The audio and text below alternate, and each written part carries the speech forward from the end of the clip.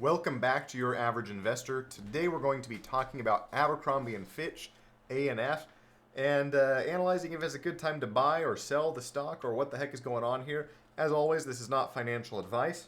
This is just for education, entertainment purposes, and my own opinion. Now, if you're not familiar with ANF, it's a highly sought after AI tech stock. No, it's a clothing company. It's Abercrombie & Fitch. They sell clothes. It's like Gap or Lululemon, but not as expensive maybe.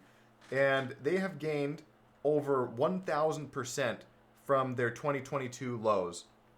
In the last 365 days, they've gained about 400%. So this has been on an incredible tear with virtually no pullback. If you look at this, there were some little pullbacks here and there, but especially since this point on, let's just highlight here. Look at this steady growth. No pullback ever since right here, which is 1 year ago, virtually 1 year ago today. It's just grown, grow, all the way up to 130. And then finally there was a little bit of a pullback from 130, 140, all the way down to 110. And then since then it just marched right back on up to $155 a share, now sitting at like 153. So let's take a look at ANF, decide if we think it's a good time to buy or sell. I'll tell you from a technical perspective, there's no reason to sell right now. It's in an uptrend and it hasn't been dipping, and there's higher highs and higher lows. So technically, from a technical perspective, there's no reason, unless you want to play like fib lines and fib retracements, then maybe you could come up with one. But let's look at their financials real quick, as well as some insider transactions. So here's Abercrombie & Fitch on FinViz. And you can see here, they've got a P/E of 24.7. This is an incredibly high price to earnings ratio, especially for a clothing company. This is like what you would expect to see on a tech company. So like let me show you Apple. Let's just look at Apple's, right? Apple's 29.6, so a couple points above, but right in that range. Whereas something like Gap is another clothing company just like ANF. They're trading at about 15.5 or a forward of 12.9. This is what you would expect for a clothing company. I mean, even Lulu, I'm curious to see what Lulu's trading at right now. Even Lulu, okay, Lulu's trading at 24. So it's trading close to 24 and 18. It's trading really similar to the Lulu price to earnings ratio. Now, here's another thing that's really interesting about ANF right now. If you look at their insider transactions, they're all sells, all the way back from July of 23. All of these are sells, and the most recent of which was April 18th, about a month ago. The CEO sold 400,000 shares at $1.10 per share for $44 million. That was represented about half of his position. So he has left now 525,000 shares. He sold about half of his position in ANF and took off a clean $44 million. Now, this isn't the first time that he has sold. If you want to look here, you can see he had some option exercises. Those are probably part of what he sold. And you can see back down here, he was on a little bit of a selling spree as well. $4 million, couple million dollars, couple million dollars, a couple million dollars in aggregate there. But this by far has been the biggest sell that he's done recently. He took an extraordinary amount of shares off the table there, and to me that seems to be a very big sell signal.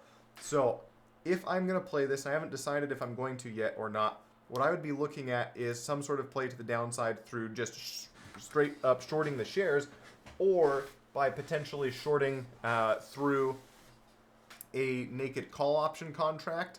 That's very risky. You've got to have a lot of capital to cover that, right? Because that would be shorting 100 shares of ANF that if I get exercised on. So like, let's say I sell, as an example, right? Here's what I would do is I'd sell maybe this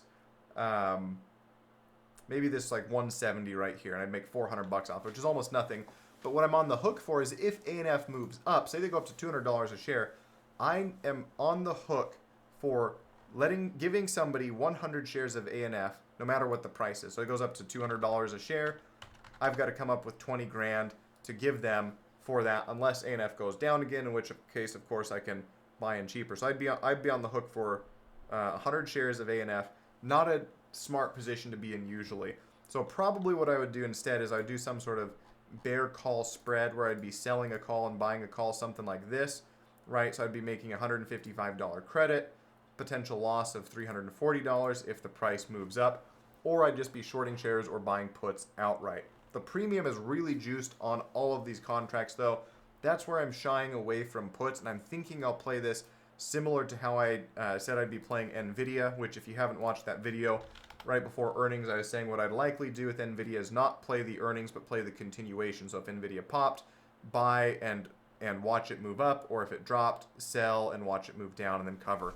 And in this case, right, it popped and has continued to move up from there. So far that's turned into a good play, and I'm thinking of doing something similar for ANF. If it pops to the upside, though, I'm probably not going to play a continuation just because I think this is a totally irrational price for ANF to be trading at right now. And if it does move down, I think we see something very similar to this, where after earnings it came down, and then for a few days it also just chunked down a few percent a day for the next few days before having a rally, and that would be the downside that I would look to capture by shorting ANF and then setting like a trailing stop on it to make sure I protected my gains. So that's my thoughts on ANF. Love to know what your thoughts are. If you haven't already, again, please subscribe to the channel. One last thing, we've got the challenge account going. It's going quite well, as you can see here, and we're going to be doing another giveaway soon. As soon as we hit 1,000 subscribers, we'll be doing a $1,000 giveaway. It will probably be batched up into something like a $500 giveaway, a $300 giveaway, and a $200 giveaway. So there'll be 3 winners, or maybe like 5, 1, 1, 1, 1, 1, so 6 winners, something like that. And we're going to have a good time with it. We're adding more protective measures in place to make sure people can't cheat, because last time a lot of people tried to cheat the system, and so we booted anyone where it was obvious they were cheating and disqualified them from the giveaway. So same thing will happen here, except for we'll add a little bit more so we don't have to do the work to manually run through IP addresses and stuff like that. Now, the challenge account, we're up pretty good. You can see Jumia, we entered these cash secured puts for $57. Since then, Jumia has climbed quite a bit, and these are now up about 38%. So I could close these right now, make a profit of about $44, which is pretty dang good. That'd be giving me a nice, oh, look at that, it just popped up a little higher. So let's say I close that for $50. That'd give me a nice 5% gain in about a week on the challenge account, which I'm loving. I think that's a phenomenal place to be.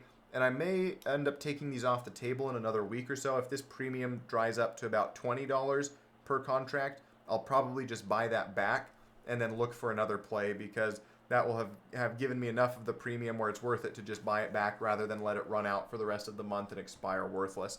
Thanks for tuning in, everybody. We'll catch you next time.